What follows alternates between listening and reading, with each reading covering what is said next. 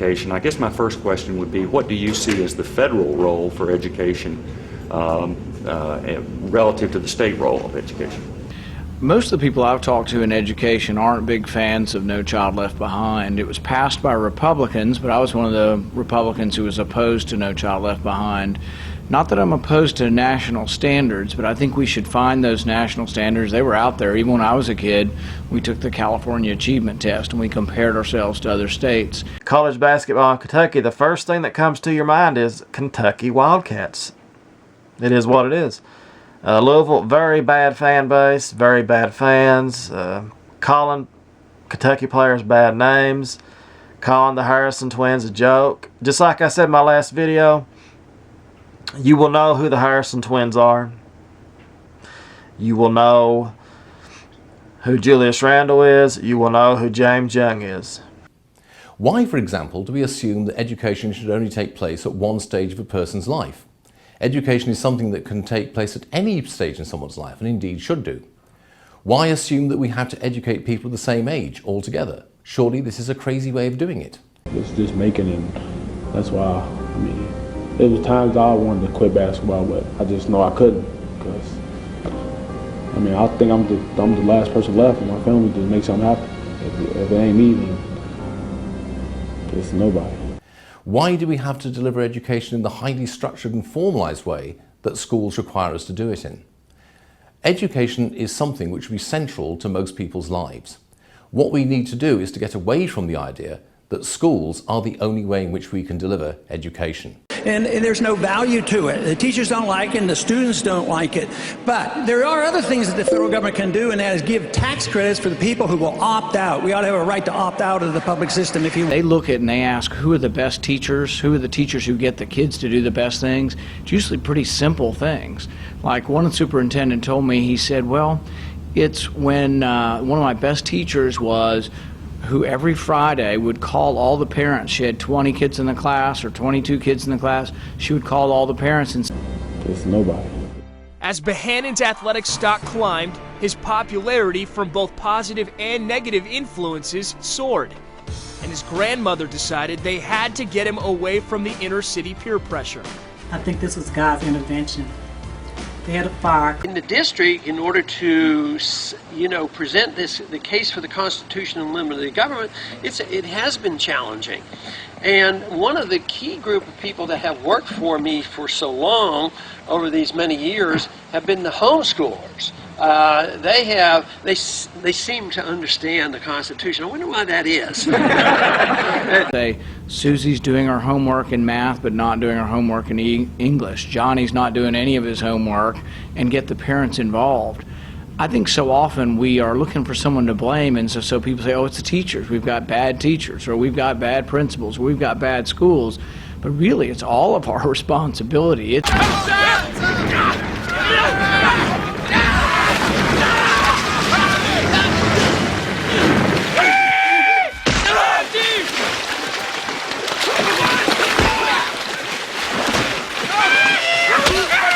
Homeschoolers seem to understand the Constitution compared to those who have gone to public schools. So I'm highly critical of the public school system. I praise homeschoolers, but I have to admit I went through the public school system, and so did my children. But I always thought it was a struggle to relearn or get rid of those things that were put into my brain that I thought turned out to be incorrect. So in economic policy or the understanding of the Constitution. So that is why, I have a lot of optimism, and one of them has to do with the homeschoolers. The Sudbury Valley model has been adopted at more than 30 other schools, mostly in North America, but also on a smaller scale in Denmark, Holland, Belgium and Germany. Nowhere is it considered the soft option. It's the hardest school to be in, and you ask the kids and they'll tell you it's the hardest school to be in. Why? Because if you're told what to do all day, it's like taking care of you all day, right? You don't have to make decisions. Here, a kid has to make decisions. The kids aren't happy here all day. The kids are thriving all day and they're active all day, but they go through all the ups and downs of mistakes, of learning from mistakes, of falling on their faces, picking themselves up again. It's a very, very hard existence, and they have to prioritize their time, and they have to sit and say, well, what is that I really want to do? They have to really find out who they are. Couldn't find no place to stay. 6 of them was here with me. And we got a 3-bedroom house. So they left. They went on the Bowling Green.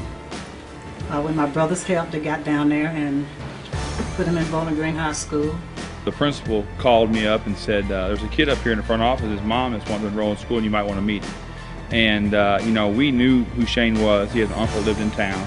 And he had come down the summers and played basketball and things. And, you know, always talking about, well, I may move down here. The family talking about we may relocate to Bowling Green. But you don't ever think that's going to actually happen because you're talking about a kid that, you know, as an 8th and 9th grader was nationally ranked. If current trends continue, learners will be taking much greater responsibility for their education.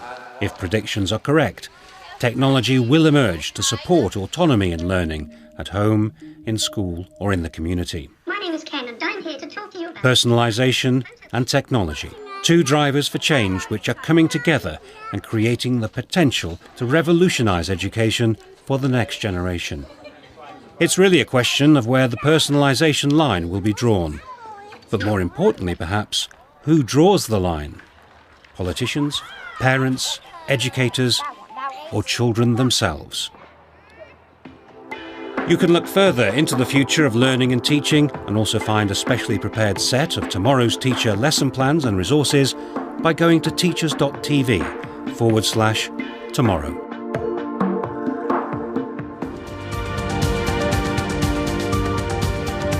As you know, the Kentucky legislature failed to include anything that was charter school friendly in their application, or the application Kentucky sent to Washington for Race to the Top.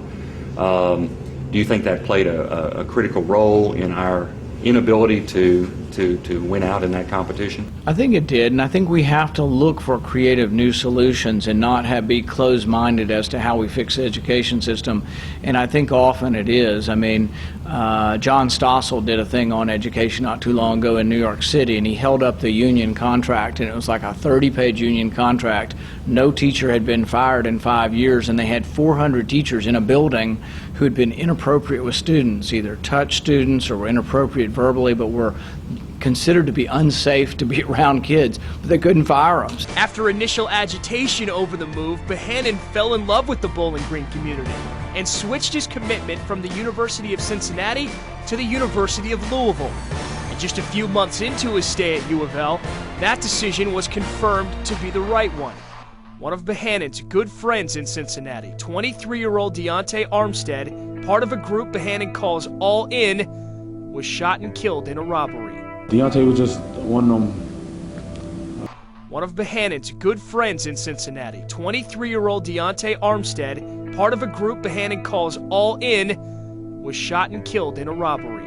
Deontay was just one of them.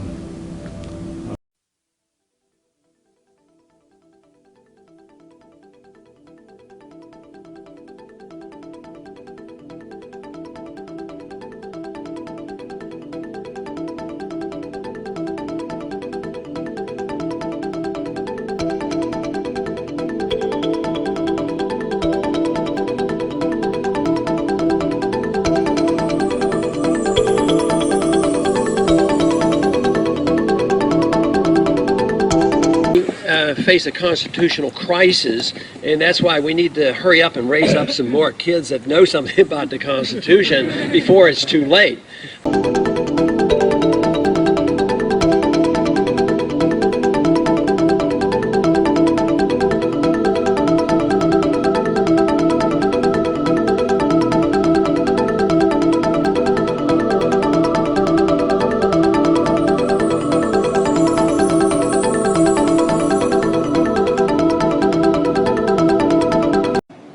What I'm asking for is how are you going to turn this country around? Paul. If you care about your children, you'll get the federal government out of the business of educating our kids. In 1980, when the Republican Party ran, part of the platform was to get rid of the Department of Education. By the year 2000, it was eliminated, and we fed on to it. Then we, as Republicans, added No Child Left Behind. So the first thing a president should do is the goal should be set to get the government out completely, but don't enforce this law of No Child Left Behind. It's not going to do any good, and nobody likes it.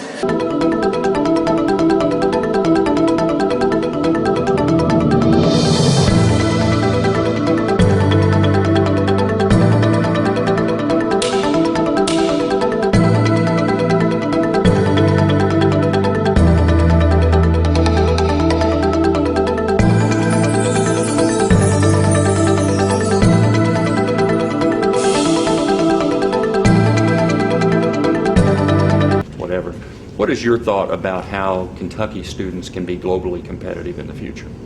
Well, I think we're doing some things right. I'm always amazed, and I know more about Western Kentucky University just because that's in the city that I'm from. But, you know, we're teaching Mandarin now. We have native speakers teaching Mandarin, and we have an honors program down there. I mean, we're doing a lot of things right. I read the same good things. I've met some of the young McConnell scholars at U of L who are some of our best and brightest that we're trying to keep in the state.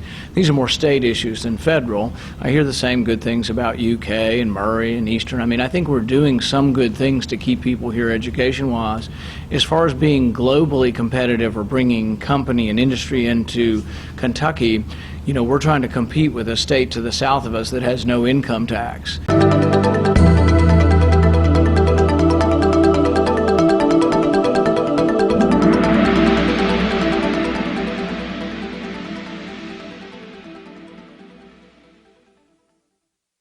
Hi, I'm Tony Wagner, the Innovation Education Fellow at the Technology and Entrepreneurship Center at Harvard. I think we have time for another question or so. Deb or Carolyn, anything on education? I have a couple more questions if you want me to. All right, okay. They'll cover a couple of the other areas. There's a lot of talk about being globally competitive, and you see the studies where we rank relative to Indiana and Tennessee, but now we're seeing more information about how we rank relative to Japan, China, Finland.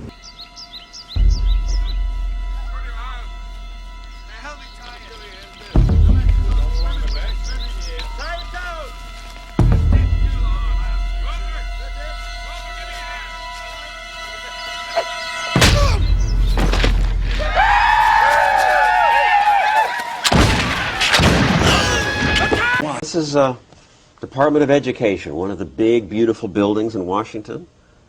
You'd get rid of it? We don't need this? Yes, just think of what kind of businessman might be able to make good use of that piece of property. But No, how we will don't people get need educated? We might get better education. The evidence shows since the 1950s, since the federal government's gotten involved, the quality of education has gone down and the cost has gone up. So federal government should have no role? There's no authority for it, and they've proved themselves inefficient. The one city they're totally in charge of is Washington, D.C., $13,000 a year per student. They have more guns, more drugs, more violence. A bad educational system. So there's no evidence that the government can do a very good job. You know, so I think you have to look at your tax structure, and you have to look at what will bring industry into your state. We have to look at also what industry we have in our state, and there's a lot of industry that's here because of our low electric rates. So that's why I've been very vocal in saying President Obama's agenda as far as bringing cap and trade on, the rising electric rates that will bring will be a disaster for Kentucky.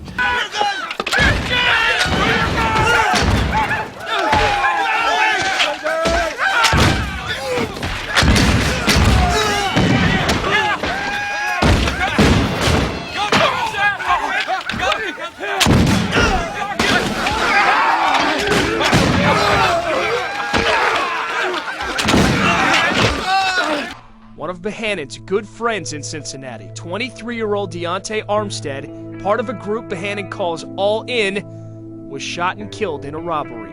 Deontay was just one of them compassionate people, and he just... Congressman Paul, what's the biggest obstacle standing in the way of improving education in the United States, and how would you address it? Probably the federal government. We've been involved at the federal level for over 50 years. We've had a Department of Education. It used to be the policy of the Republican Party to get rid of the Department of Education. We finally get in charge and a chance to do something, so we doubled the size of the Department of Education, and we have no child left behind. The teachers don't like it, the students don't like it, and the quality of education hasn't gone up. The cost of education has gone up. So we need to look to our local resources. We need to release the creative energy of the teachers at the local level, but what we can do immediately is to give tax credits. I have a bill that would give tax credits to the teachers to raise their salaries. At the same time, we should encourage homeschooling and private schooling and let the individuals write that off. The parents have to get control of the education. It used to be parents had control of education through local school boards. Today, it's the judicial system and the executive branch of government, the bureaucracy that controls things, and it would be predictable that the quality would go down. The money goes to the bureaucrats and not to the educational system at home.